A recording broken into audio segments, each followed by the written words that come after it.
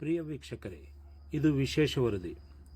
ಇದು ಶಿಡ್ಲಘಟ್ಟ ನಗರದ ಅತ್ಯಂತ ಪ್ರಸಿದ್ಧವಾದ ಪಾರಂಪರಿಕ ಕಟ್ಟಡದ ಬಗ್ಗೆ ಒಂದು ಸಚಿತ್ರವಾದಂಥ ವರದಿಯನ್ನು ತಮ್ಮ ಮುಂದೆ ಒಪ್ಪಿಸುತ್ತಿದ್ದೇವೆ.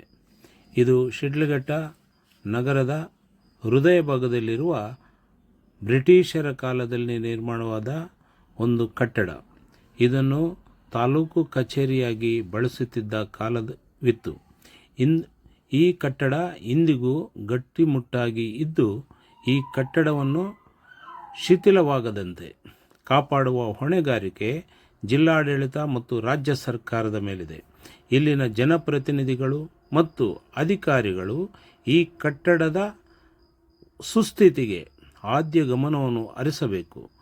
ಬ್ರಿಟಿಷ್ ಶೈಲಿಯಲ್ಲಿ ನಿರ್ಮಾಣವಾದ ಈ ಕಟ್ಟಡದಲ್ಲಿ ತಹಸೀಲ್ದಾರ್ ಅವರು ಇಲ್ಲಿ ಕಾರ್ಯನಿರ್ವಹಿಸುತ್ತಿದ್ದರು. ಇಲ್ಲಿ ಕಂಡುಬರುವ ಈ ಕಟ್ಟಡ ಇಂದಿಗೂ ಗಟ್ಟಿಮುಟ್ಟಾಗಿದೆ. ಈ ಕಟ್ಟಡವನ್ನು 1917ರಲ್ಲಿ ಬ್ರಿಟಿಷರು ಕಟ್ಟಿದ್ದಾರೆ ಎಂದು ಇಲ್ಲಿನ ದಾಖಲೆಗಳು ಹೇಳುತ್ತವೆ. ಚಿಕ್ಕಬಳ್ಳಾಪುರ ಜಿಲ್ಲೆಯ ದೀಪ್ತಿ ಆದಿತ್ಯ ಕಾನಡೆ ಅವರ ಕಾಲಾವಧಿಯಲ್ಲಿ 2017ರಲ್ಲಿ ಈ ಕಟ್ಟಡವನ್ನು ಸುಣ್ಣ ಬಣ್ಣ ಬಳಿದು ಈ ಕಟ್ಟಡದಲ್ಲಿ ಸರ್ಕಾರಿ ನೌಕರರ ಸಂಘಕ್ಕೆ ಉಳಿದುಕೊಳ್ಳಲು ಅವಕಾಶ ನೀಡಲಾಗಿದೆ. ಈ ಕಟ್ಟಡವನ್ನು ಉಳಿಸುವ ಅತ್ಯಂತ ಗುರುತರ ಜವಾಬ್ದಾರಿ ಇಂದಿಗೆ ಮಾಡಬೇಕಿದೆ. ಈ ಕೆಲಸವನ್ನು ಮಾಡಬೇಕೆಂದು ಸಾರ್ವಜನಿಕರು ಆಗ್ರಹಿಸಿದ್ದಾರೆ. ಈ ಕಟ್ಟಡ ಉಳಿಸಿಕೊಳ್ಳಬೇಕಿದೆ ಮತ್ತು ಸುಸ್ಥಿತಿಯಲ್ಲಿ ಇಟ್ಟುಕೊಳ್ಳಬೇಕಾಗಿದೆ. ಇದೇ ರೀತಿಯ ಮತ್ತೊಂದು ಕಟ್ಟಡ ಶಿಡ್ಲಘಟ್ಟದ ಪ್ರವಾಸಿ ಮಂದಿರ. ಈ ಪ್ರವಾಸಿ ಮಂದಿರದ ಉಳಿಸಿಕೊಳ್ಳುವ ಜರೂರತ್ತು ಇಂದು ಇದೆ.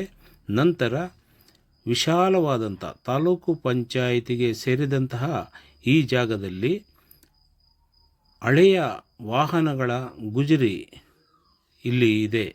ಆದರೆ ಈ ಜಾಗವನ್ನು ಸಂರಕ್ಷಣೆ ಮಾಡುವುದಾಗಲಿ ಸ್ವಚ್ಛತೆ ಮಾಡುವುದಾಗಲಿ ಯಾರಿಗೂ ಸಂಬಂಧಪಟ್ಟಿಲ್ಲ.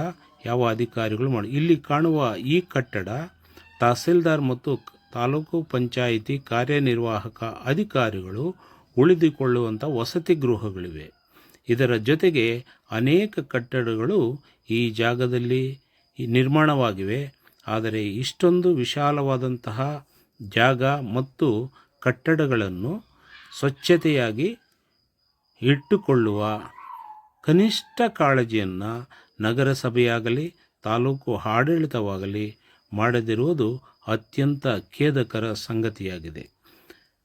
ಪ್ರಿಯ ವೀಕ್ಷಕರೇ, ಶಿಡ್ಲಘಟ್ಟ ನಗರದ ಹೃದಯ ಭಾಗದಲ್ಲಿ ಇರುವ ಈ ಕಟ್ಟಡಗಳ ಮತ್ತು ಜಾಗವನ್ನು ಉಳಿಸಿಕೊಂಡ ಪಕ್ಷದಲ್ಲಿ ಇಲ್ಲಿ